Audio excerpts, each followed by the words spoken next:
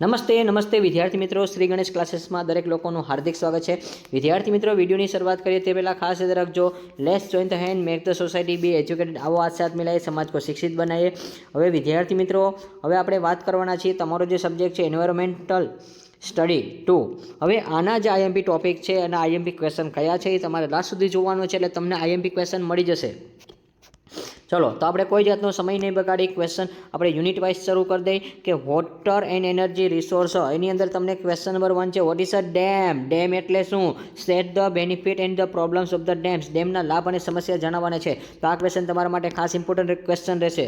Question number 2, explain the use of the alternative and non conventional energy source. વૈકલ્પિક અને બિનપરંપરાગત ઉર્જા સ્ત્રોતનો ઉપયોગ તમારે સમજાવવાનો છે, તો આ બી ક્વેશ્ચન તમારા માટે ખાસ ઇમ્પોર્ટન્ટ રહેશે। અને વિદ્યાર્થી મિત્રો, જો તમે નવા આવેલા છો, તમને નથી ખબર, તો સૌરાષ્ટ્ર યુનિવર્સિટીની નંબર 1 ચેનલ પર તમે આવેલા છો, તો ફટાફટ આ ચેનલને સબસ્ક્રાઈબ કરી દેજો અને આવનાર તમામ નોટિફિકેશન તમને મળતી રહેશે। અને વિદ્યાર્થી મિત્રો, જો આપણા કોઈ જૂના વિદ્યાર્થી હોય છે, એ લોકો જો અત્યારે તમે અમારી સાથે જોડાઈ ગયેલા છો, તો બીજાને પણ તમારે જાણ કરવાની છે। તમારા બાજુમાં અથવા કોઈ પરીક્ષા દેતા હોય છે એવા લોકોને પણ તમારે ભલામણ કરવાની કે એસજીસી એપ્લિકેશન અથવા તો એસજીસી જે પ્લેટફોર્મ છે, એટલે કે Shri Ganesh classes YouTube channel છે, એમાં અમને આઈએમપી સેશન મળે છે અને એમાં જે કાંઈ બી સર કહે છે એ ટાઈપના ક્વેશ્ચન જ આપણી પરીક્ષામાં જોવા મળે છે। તો જલ્દીથી તમે પણ આ સબસ્ક્રાઈબ કરી લેજો, એટલે તમારી પરીક્ષાનું ટેન્શન છે એ દૂર થઈ જશે। બસ આટલું તમારે ખાસ કહી દેવાનું હોય છે। ચલો, તો ક્વેશ્ચન નંબર 3 છે, explain the use of the alternative and non convection energy source and growing in energy needs. વૈકલ્પિક અને બિનપરંપરાગત ઉર્જાનો ઉપયોગ અને વધતી જતી જરૂરિયાત તમારે સમજાય છે, તો જરૂરિયાત ખાસ કરજો વિદ્યાર્થી મિત્રો, તમારા માટે ઇમ્પોર્ટન્ટ ક્વેશ્ચન રહેશે।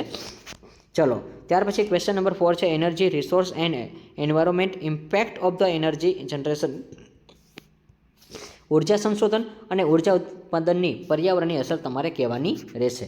ત્યાર પછી વિદ્યાર્થી મિત્રો, યુનિટ 2 છે, એન્વાયરમેન્ટલ પોલ્યુશન। હવે વિદ્યાર્થી મિત્રો, વાત એ છે કે જો અમારી પાસે સમય હોતો નથી, છતાં પણ હવે આઈએમપી ક્વેશ્ચન છે તમારા માટે ખાસ પ્રિપેર કરીએ છીએ, કારણ કે રીઝન એ છે વિદ્યાર્થીઓનો ટ્રસ્ટ હોય છે, એટલા માટે વિદ્યાર્થીની કોમેન્ટ હોય છે, વિદ્યાર્થીના મેસેજ હોય છે, જેને કારણે આપણે આઈએમપી સેશન છે એ પ્રોવાઈડ કરીએ છીએ। તો વિદ્યાર્થી મિત્રો, એક કામ તમારે કરવાનું છે, જે લોકો વિડીયો જોવે છે, એક જોરદાર કોમેન્ટ કરી દો।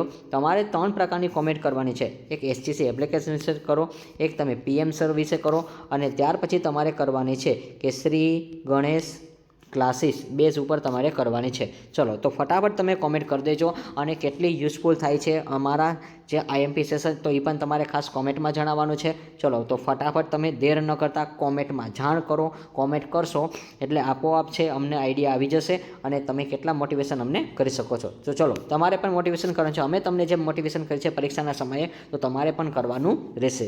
ક્વેશ્ચન નંબર 1 છે, what is environmental pollution, state the causes. અહીંયા કીધું છે તમને પર્યાવરણ પ્રદૂષણ એટલે શું, તેના કારણ તમારે જણાવવાના છે। તો વિદ્યાર્થી મિત્રો, આ તમારા માટે ખાસ ઇમ્પોર્ટન્ટ ક્વેશ્ચન રહેશે। Next question number 2, discuss the role of the individual and prevailing pollution. પ્રદૂષણને રોકવાના વ્યક્તિગતની ભૂમિકા અંગે ચર્ચા કરો, તો આ બી ક્વેશ્ચન તમારા માટે ખાસ ઇમ્પોર્ટન્ટ ક્વેશ્ચન બની શકે છે। ત્યાર પછી વિદ્યાર્થી મિત્રો, જો તમને શોર્ટ શબ્દમાં પૂછી શકે છે, તો એના મિનિંગ પણ તમને પૂછી શકે છે, એના પગલાં પણ તમને પૂછી શકે છે, એટલા માટે તો આમાં જો વિદ્યાર્થી મિત્રો, એક તો તમારા માટે એર પોલ્યુશન છે અને વોટર પોલ્યુશન છે, તો આ બે તો ઇમ્પોર્ટન્ટ છે, અને એર પોલ્યુશન તો મોસ્ટ ઇમ્પોર્ટન્ટ છે, તમારી પરીક્ષામાં આવશે અને સોઇલ પોલ્યુશન છે, આ પણ આવશે, અને આજના સમયમાં ડીજે વાગે જ ને ભાઈ, એટલે અવાજ તો આવે, તો નોઇઝ પોલ્યુશન છે, તો આ બધાના જે ડેફિનેશન છે એ તમે ખાસ પકડી કરીને જોજો, આ પણ તમને પૂછાઈ શકે છે, એટલા માટે।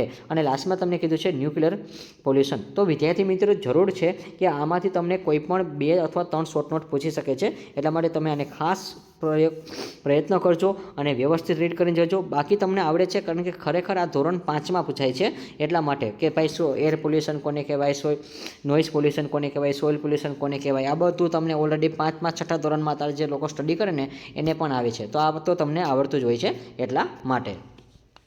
ત્યાર પછી question number 4, explain the solid wastage management causes and effect and control measurement of the urban and industrial wastage.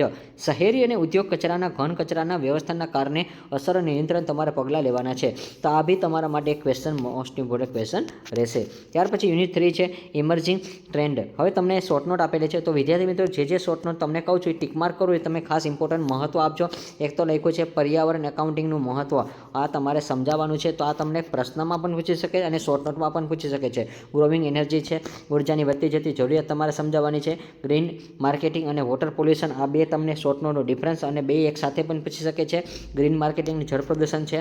અને ત્યાર પછી કોર્પોરેટ એન્વાયરમેન્ટ એટલે કે ફંક્શન એટલે ઓપરેટિંગ પર્યાવરણ છે તમને કોર્પોરેટ પર્યાવરણ કામગીરી પૂછી શકે છે.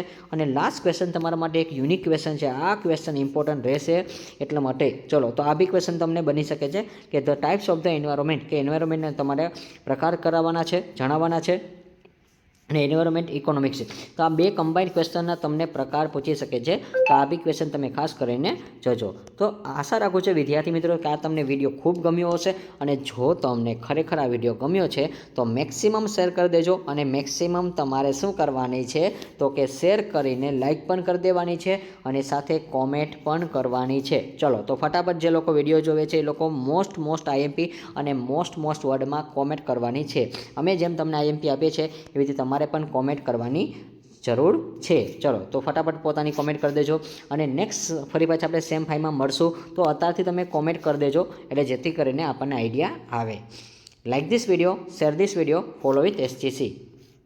અને આવતીકાલના પેપર માટે બધા લોકોને આપણા તરફથી બેસ્ટ ઓફ લક છે વિદ્યાર્થી મિત્રો. જોરદાર પેપર આવે અને જોરદાર રિઝલ્ટ પણ આવે. એ પણ સાથે કોમેન્ટમાં જણાવજો રિઝલ્ટ આવે ત્યારે. ત્યાં સુધી આવજો.